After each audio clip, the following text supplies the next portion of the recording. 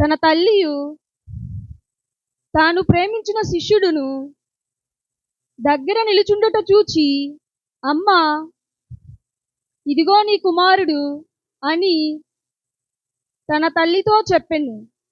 తరువాత శిష్యుని చూచి, ఇదిగో నీ తల్లి అని చెప్పెను.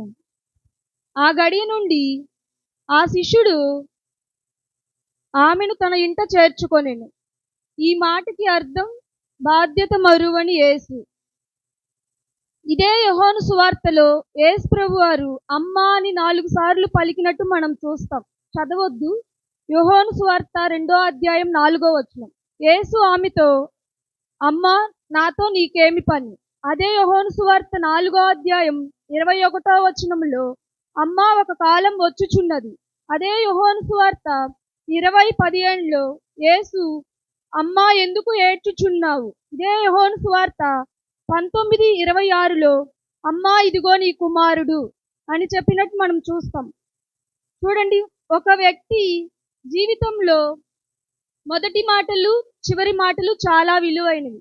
మొదటి మాటలు మనకు కుమారుడో కుమార్తె పుట్టినప్పుడు ఆ పిల్లవాడిని మన అమ్మ, అత్త ఇలా పిలుస్తున్నప్పుడు ఆ మాటలు మనకి ఎంతో గుర్తు ఉండిపోతాయి లైఫ్ లాంగ్. అదే చివరి మాటలు, ఒక వ్యక్తి ఎవరైనా మన బంధువులు ఎవరైనా చనిపోతున్నప్పుడు మనల్ని పిలిచి వాళ్ళని జాగ్రత్తగా చూసుకోండి, తమ్ముడు జాగ్రత్త, చెల్లి జాగ్రత్త, లేదా ఆస్తి గురించి ఇలా చెప్పినప్పుడు ఆ మాటలు మనకి జీవితాంతం గుర్తుండిపోతాయి. ఈ యేసు ప్రభు సిలువలో పలికిన 3వ మాట ఎంతో ప్రాముఖ్యమైనది. యేసు ప్రభు సిలువలో వేలాడుచున్నప్పుడు, ఆకాశానికి భూమికి మధ్య వేలాడుతున్నప్పుడు సిలువ దగ్గర ఎవ్వరూ లేరు, అందరూ పారిపోతారు. 4 మాత్రమే సిలువ ఎదుట నిలబడి ఉంటారు. ఆ 4లో తల్లి అయిన మరియా, శిష్యుడైన యోహాను. అయితే కొందరు, మేము మీతో జీవితాంతం ఉంటాం, లైఫ్ లాంగ్ ఉంటాం, మీతో ఉంటాము అని చెప్పిన వారు కూడా, యేసు ప్రభుకి చెప్పిన వారు కూడా లైఫ్ లాంగ్ ఉంటాము అది అని చెప్తారు.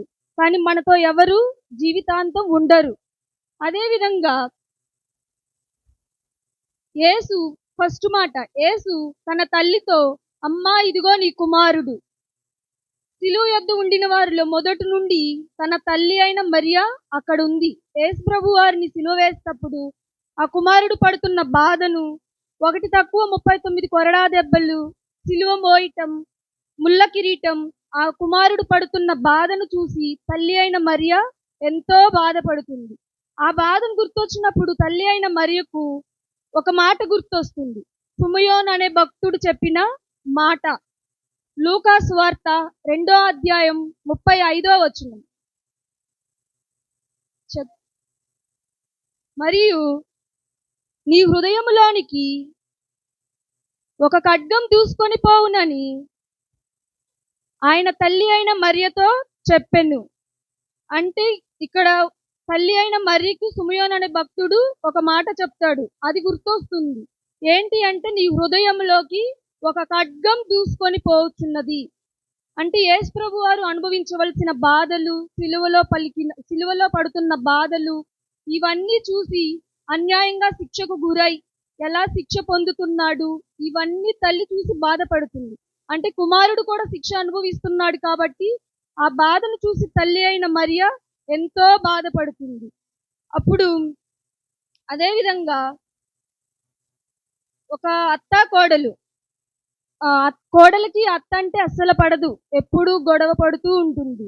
అయితే తన భర్తకు చెప్తుంది, ఇంట్లో ఉంటే నేనైనా ఉండాలి, లేదా మీ అమ్మైనా ఉండాలి, ఇద్దరిలో ఎవరో ఒకళ్ళు ఉండాలి అని చెప్తుంది. అయితే భర్త, నాకు నువ్వే కావాలి, మా అమ్మ వద్దు అని చెప్తుంది. ఆ చెప్పినప్పుడు వాళ్ళ అమ్మని ఎక్కడైనా దూరంగా వదిలేయమని చెప్పినప్పుడు ఆ కుమారుడు వాళ్ళ అమ్మని తీసుకొని దూరంగా ఒక అడవికి వెళ్ళి అక్కడ వదిలిపెట్టేసి వస్తాడు.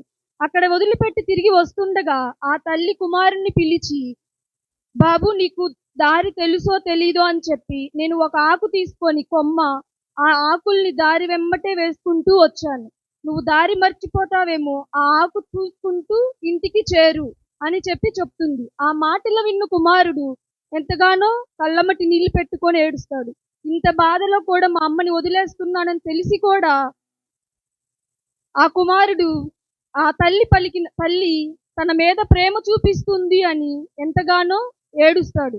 అదేవిధంగా యవ్వనస్తులు ఇప్పుడు ఎలా ఉన్నారంటే, తల్లిదండ్రులు ఎంత కష్టపడి ఎంత చదివిచ్చి ఎన్ని చేసినా వాళ్ళని దూరం పెట్టేసి లోక ఆశల కొరకు ఇలా వెళ్ళిపోతూ ఉన్నారు. సో అదేవిధంగా ఇప్పుడు ఎలా ఉండాలి యవ్వనస్తులు తల్లిదండ్రులతో? కొన్ని రిఫరెన్స్‌లు. ఎఫెసీయులకు రాసిన 6వ అధ్యాయం 1వ వచనం. ఎఫెసీయులకు రాసిన 6వ అధ్యాయం 1వ వచనం. పిల్లలారా, ప్రభువునందు మీ తల్లిదండ్రులకు విధేయులై ఉండుడి. ఇది ధర్మమే. నీకు మేలు కలుగునట్లు నీ తండ్రిని తల్లిని సన్మానింపుము. అప్పుడు నీవు భూమి మీద దీర్ఘాయుష్మంతుడు అవుదువు. అంటే ఏంటి? అంటే మీ తల్లిదండ్రులకి విధేయులై ఉండాలి, అంటే లోబడి ఉండాలి. ఇప్పుడు ఎలా ఉంటున్నారు యవ్వనస్తులు? వాళ్ళని తిట్టడం, ఎలా పడితే అలా మాట్లాడడం, చిన్న పెద్ద లేకుండా ఎలా పడితే అలా ఉంటున్నారు. అలా కాకుండా మీ తల్లిదండ్రులని సన్మానించుము. అప్పుడు ఎలా ఉంటారు మీరు? దీర్ఘాయుష్మంతులుగా ఉంటారు. ఇంకొకటి సామెతలు 23వ అధ్యాయం 25వ వచనం. నీ తల్లిదండ్రులను నీవు సంతోషపెట్టవలెను, నిన్ను కనిన తల్లిని ఆనందపరచవలెను. నా కుమారుడా, నీవు హృదయము నాకిమ్ము, నా మార్గములు నీ కనులకింపుగా ఉండనిమ్ము. చాలు. ఇప్పుడేముంది ఇక్కడ సామెతలు 23:25లో? నీ తల్లిదండ్రులను సంతోష పెట్టాలి. మనం ఏ విధంగా వాళ్ళని బాధ పెట్టకుండా ఇంతవరకు మనల్ని కని పెంచి ఇన్ని బాధ్యతలు చదువు అన్ని చేసి మనల్ని ఇంత చేస్తున్నా మనం వాళ్ళని బాధ పెడుతున్నాం. అలా కాకుండా యవ్వనస్తులు మీ తల్లిదండ్రులను సంతోష పెట్టాలి. రెండో మాట, యేసు శిష్యునితో ఇదిగో నీ తల్లి అని ఎవరికి చెప్తున్నారు? శిష్యునితో చెప్తున్నాడు. ఆ సిలువ భారంలో యేసు ప్రభు వారు ఆకాశానికి భూమికి మధ్య వేలాడుతూ కూడా తన బాధ్యతను మరువలేదు. తన తల్లి అయిన యేసు అక్కడ సిలువ దగ్గర ఉన్నప్పుడు తన తల్లి అయిన మరియను చూచి, కాబట్టి ఆయన తల్లితో అమ్మా ఇదిగో నీ కుమారుడు అని యోహాన్ని చూపిస్తుంది. అదేవిధంగా యేసును గెత్సేమనే తోటలో వేలాడుతున్న తర్వాత శిష్యులందరూ పాడిపోతారు, కానీ ఒక్క శిష్యుడు మాత్రమే అక్కడ ఉంటాడు ఫస్ట్ నుంచి. ఎవరు? యోహాను. ఆ యోహాను చూసి యేసును మాత్రం, అంటే అందరూ పారిపోయిన యోహాను మాత్రం యేసును వెంబడిస్తూ ఆ గెత్సేమనే తోటలో ఆఖరి వరకు యేసు ప్రభుతోనే ఉంటాడు. ఆ యేసు ప్రభుతో ఉన్నప్పుడు సిలువలో వేలాడుతూ యేసు దగ్గరకు నిలబడి ఉన్న శిష్యులను చూచి ఇదిగో నీ తల్లి అని తన తల్లిని ఆ శిష్యునికి అప్పగిస్తాడు. అప్పుడు ఏమంటాడు ఇక్కడ? ఏమర్థమవుతుంది మనకి? బాధ్యత మరువని యేసు. అంటే గురువుకి శిష్యుని మీద ఉన్న నమ్మకంతో ఆ తల్లి అయిన మరియని శిష్యునికి అప్పగిస్తాడు. అప్పటి నుంచి యోహాను తన తల్లిని తన ఇంట చేర్చుకుంటాడు.